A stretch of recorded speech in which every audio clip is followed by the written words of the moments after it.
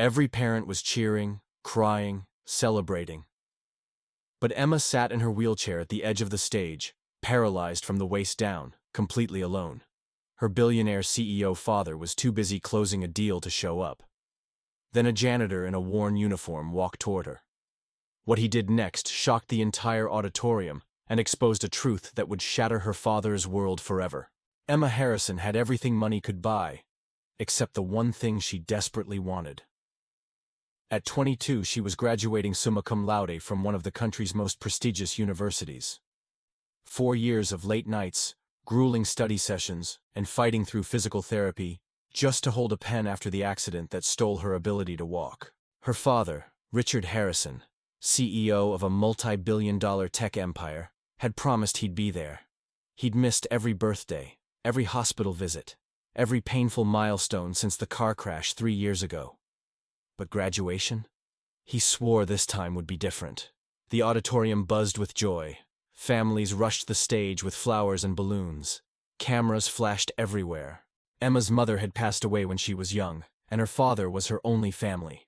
She scanned the crowd desperately, phone clutched in her trembling hand, staring at his last text.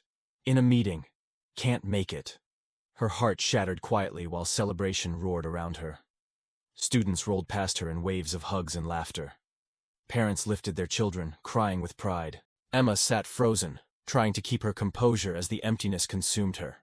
She told herself it didn't matter anymore. She'd stopped expecting him to show up years ago.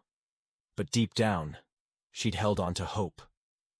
A photographer approached her, asking where her family was for pictures. She forced a smile and lied, saying they were parking. He nodded awkwardly and moved on. The lie tasted bitter. That's when she noticed him. Marcus Chen, the university's night janitor. She recognized him from countless late nights in the library, where he'd quietly empty trash bins while she studied. He was a single father who worked 2 jobs to support his young daughter. Emma had learned this during one vulnerable 2 a.m. conversation when they were both alone in the empty building. He'd shared his dreams of someday watching his own daughter graduate. Marcus stood at the edge of the crowd, holding his cleaning cart. But he wasn't working.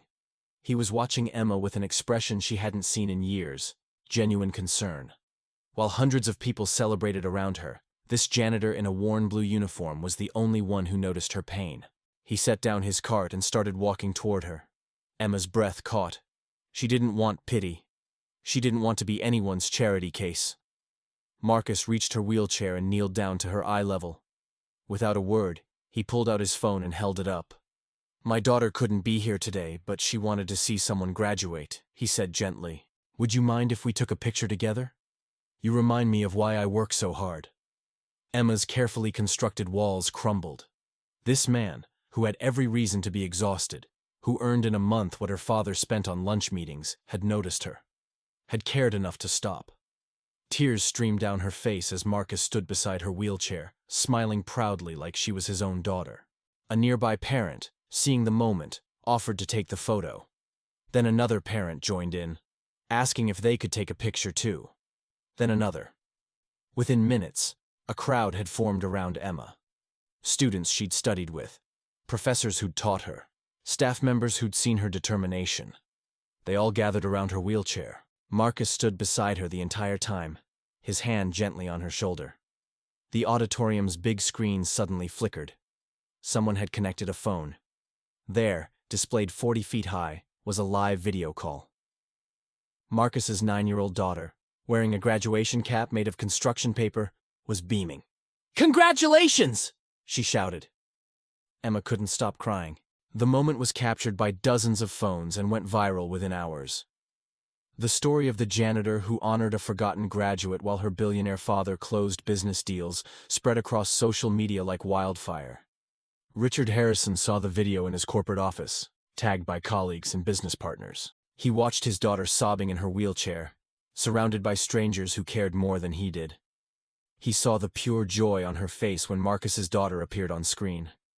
He saw everything he'd missed. He arrived at the university an hour later, still in his suit, flowers in hand. But Emma was gone. She'd left with Marcus and his daughter for ice cream, a celebration with her real family.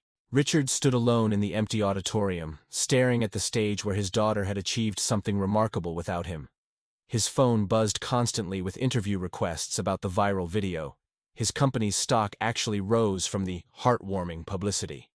But his daughter's number remained unchanged in his contacts, still saved as Emma, call back later.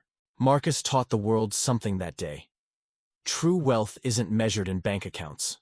It's measured in presence, in showing up, in noticing the person everyone else overlooks.